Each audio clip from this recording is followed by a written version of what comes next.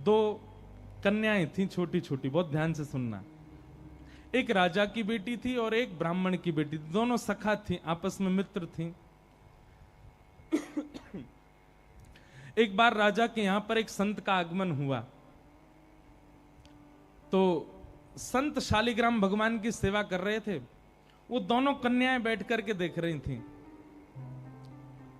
दोनों के मन में भाव आया, इस संत जैसे सेवा करते हैं वैसी सेवा हमको भी मिल जाए। तो दोनों संत से कहने लगी, बाबा हमको भी सेवा दे दो, हमको भी ठाकुर जी दे दो। तो संत ने मन में विचार किया, छोटी छोटी कन्याएं, ये क्या जाने असली नकली क्या होता है। उन्होंने शालिग्राम जैसे दिखने वाले चिपटे 2 पत्थर लिए और दोनों कन्याओं को दे दिए। दोनों कन्याएं बड़ी प्रसन्न हो गईं, बोले वाह हमको ठाकुर जी मिल गए। दोनों ने गुरुजी से पूछा, गुरुजी इनका नाम क्या रखें? तो गुरुदेव ने कहा, तुमको जो प्रिय लगे वो नाम रखो इनका। तो कन्याएं जो वो बड़े चिकने से पत्थर थे, तो एक आध बार हाथ से फिसल गए। तो एक कन्या ने कहा, बोले इनका नाम रखते हैं सिलपिल्ले भगवान। कौन से भगवान? और दोनों ने अपने ठाकुर जी का नाम रख दिया सिलपिल्ले। ये कोई ऐसी कथा नहीं, भक्तमाल जी में कथा है ये। तो सिलपिल्ले भगवान, दोनों कन्याओं के सिलपिल्ले भगवान हो गए। अब दोनों कन्याओं के साथ में कैसी घटना घटी? तो जो ब्राह्मण कन्या थी, जो थोड़ी बड़ी हो गई, सिलपिल्ले भगवान की सेवा करती थी, उसके 2 भाई थे, दोनों भाइयों में विवाद हो गया, दोनों भाई अलग अलग रहने लगे। एक दिन विवाद के कारण बड़े भाई ने छोटे भाई के घर में आकर के लूट मार करी, उसको मार पीटा और घर का सारा सामान हड़प के ले गया। उसी सामान में बहन के सिलपिल्ले भगवान भी ले गया। और बहन तो बेचारी रोने लगी, उसके तो ऐसे प्राण हो गए मानो बस अब जीवित ही नहीं रह पाएगी ठाकुर जी के बिना। रोने लगी, भैया से कहने लगी, भैया बोला पूरा घर लुट गया, उसकी तुझको चिंता नहीं, वो तेरे पत्थर के भगवान खो गए उनके लिए रो रही है। बोले वो पत्थर नहीं है, मेरे प्राण है, मेरे जीवन है, वो नहीं मिले तो मैं प्राण निकल जाएंगे मेरे। बोले जा, किसी और ने थोड़ी लूटा, बड़ा भाई है हमारा, जाके मांग ले, दे दे। तो बहन अपने बड़े भाई के घर गई और बड़े भाई से जाके कहा, भैया कुछ मत दो, सब रख लो अपने पास, पर मेरे सिलपिल्ले भगवान। अब सिलपिल्ले नाम सुनते ही सब हंसने लगे वहां पे। और जितने भी उसके भाई के साथ, वो तो गुंडा प्रवृत्ति का था, उसके साथ में जितने भी लोग सब हंसने लगे। अच्छा क्या नाम तुम्हारे ठाकुर जी का? बोले सिलपिल्ले भगवान। और जोर से हंसे। भैया मेरे भगवान दे। बोले अंदर सारा सामान पड़ा है, तू जाके अपने आप ढूंढ ले ठाकुर जी कहां हैं। अंदर जाने लगी तो एक जो उसके भाई का पूरा गैंग था, उसमें से एक बोला, अगर तेरी इतनी भक्ति है कि तू अपने भगवान के बगैर नहीं रह पा रही, तू यहीं खड़ी खड़ी बुला ले, तेरे ठाकुर जी अपने आप ही निकल के आ जाएं।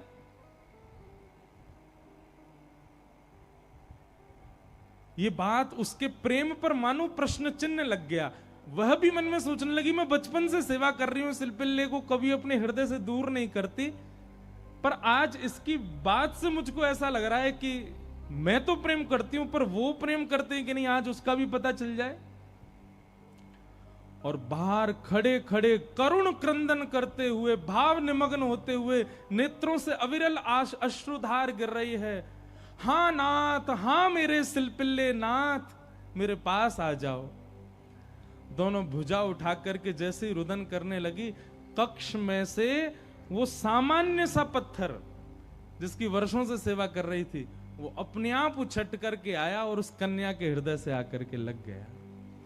बोलो सिलपिल्ले भगवान की। और महाराज ये देख करके भाई और उसका जो पूरा गैंग था, वो सब आश्चर्यचकित हो गए। परिणाम यह हुआ कि सब लोगों ने अपनी सब सामग्री जो उसके भाई की लूट ली थी, सब इकट्ठी करके दे आए। बोले भैया हम तो ऐसे ही समझते थे, पर आज वास्तव में हमने भक्ति का दर्शन किया। अब राजकन्या जो थी, उसके सिलपिल्ले भगवान, उनके साथ कैसी घटना घटी?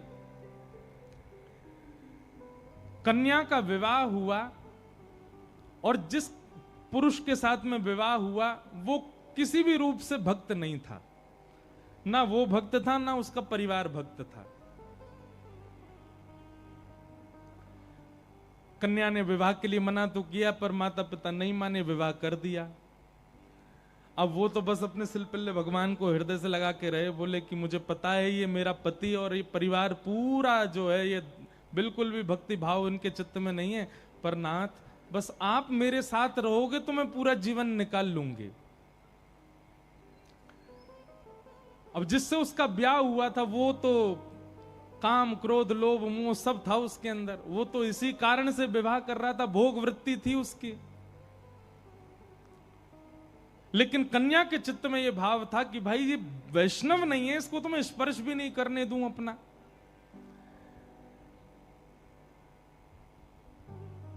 रात्रि में चर्चा कर रहा था पत्नी से, बातें करने लगा, बातें करते करते और उसने कहा ये क्या है तुम्हारे हाथ में? बोले ये मेरे भगवान है, सिलपिल्ले भगवान। सिलपिल्ले नाम सुनते ही इतना हंसा, हंसते हंसते बिस्तर से गिर गया। बोले कौन है? सिलपिल्ले भगवान। बोले आप हंसिए मत, ये मेरे ठाकुर जी हैं, मैं बचपन से इनकी सेवा करती हूं। अच्छा ठीक है, रखो इनको अपने पास। लेकिन वो उनको दूर करना चाह रहा था, बार बार लेकर के हटाना चाह रहा था। और वो राजकन्या कस के पकड़े, बोले नहीं आप इनको मुझसे दूर मत करो, ये मेरे प्राण है, ये अगर दूर हुए तो मैं प्राण त्याग दूंगी। 1 दिन 2 दिन 4-5 दिन बीत गए, लेकिन वो ऐसे ही रहे, सिलपिल्ले भगवान को हृदय से लगा के रहे। उसका यही था कि मैं पूरा जीवन इनके साथ नहीं रह सकती, पर आप रहोगे तो मैं रह लूंगी। एक दिन उस राजकुमार को क्रोध आया और उसने जब हट पूर्वक हाथ हटाए और वो सिलपिल्ले भगवान को खींच करके और बाहर एक सरोवर था, सरोवर में फेंक दिया। जैसे ही सरोवर में फेंका वो राजकन्या वहीं मूर्छित होकर गिर पड़ी। पूरा परिवार इकट्ठा हो गया, सब लोग सोचने लगे, बोले अरे ये क्या हो गया, इसके कहीं प्राण ना निकल जाएं, पूरे गांव में हमारी निंदा होगी, इसके पिताजी बहुत बड़े राजा हैं, हमको कारागृह में डाल देंगे। क्या किया तूने? बोले कुछ नहीं, पत्थर लगाए, बैठी रहती थी, मैंने फेंक दिया तो नाटक कर रही है मूर्छा की। खूब प्रयास किया लेकिन होश में नहीं आई। जैसे तैसे होश में आई, वैद्य के बुलाने के बाद उठते ही मेरे सिलपिल्ले कहां हैं, मेरे सिलपिल्ले कहां हैं। गोताखोरों ने जाकर के पूरा सरोवर ढूंढ लिया लेकिन ठाकुर जी नहीं मिले। अंत तो गत्वा वही सरोवर के किनारे आकर के बैठ गई और रुदन करते हुए बोली, हे मेरे सिलपिल्ले नाथ, यदि मैंने वास्तव में बाल्यकाल से आपको अपना प्रियतम मान करके भेजा हो, आपकी निष्ठा से सेवा की हो, तो आप कृपा करके मेरे पास आ जाना। और यदि आप मेरे पास नहीं आए तो मैं एक क्षण और चिंतन नहीं करूंगी, तुरंत अपने प्राणों का परित्याग कर दूंगी। उसका पूरा परिवार खड़े होकर के देख रहा था। जैसे ही उसने कहा कि हे नाथ, यदि आप नहीं आए तो मैं प्राण त्याग दूंगी, ये बात कहते ही हाँ नाथ, हाँ नाथ, हाँ नाथ करुण क्रंदन करने लगी।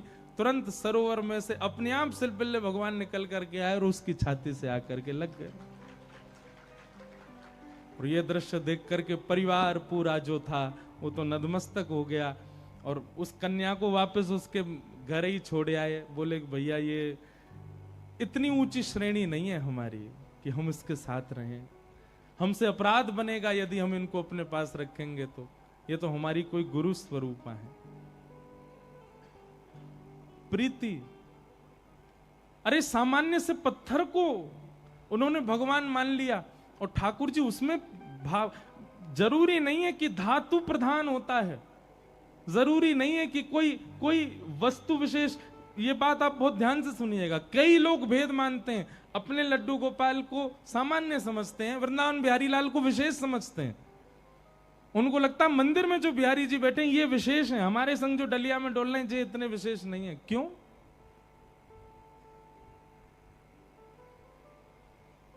ये भेद दृष्टि मत रखो। वो बिहारी जी जितने श्रेष्ठ हैं उतने ही श्रेष्ठ आपके ठाकुर जी हैं। ये विश्वास प्रगाढ़ रखो अपने ठाकुर जी के प्रति, ये भाव प्रगाढ़ रखो। तो भैया संसार में हर वो वस्तु चली जाएगी आपसे दूर जिसको आप स्नेह भरी दृष्टि से देख लोगे। इसलिए स्नेह भरी दृष्टि से देखना है तो केवल ठाकुर जी को, उनकी लीला को, उनके धाम को, उनके प्रसाद को और उनके जनों को ही देखो। और या फिर जिससे स्नेह हो रहा हो, चाहे वो पुत्र हो, पुत्री हो, माता हो, पिता हो, मित्र हो, यार हो, कोई भी हो, उसको भगवत भक्त बनाओ। क्योंकि भगवत भक्त बनने के बाद उससे स्नेह हो तो भी वो स्थिर तो रहेगा।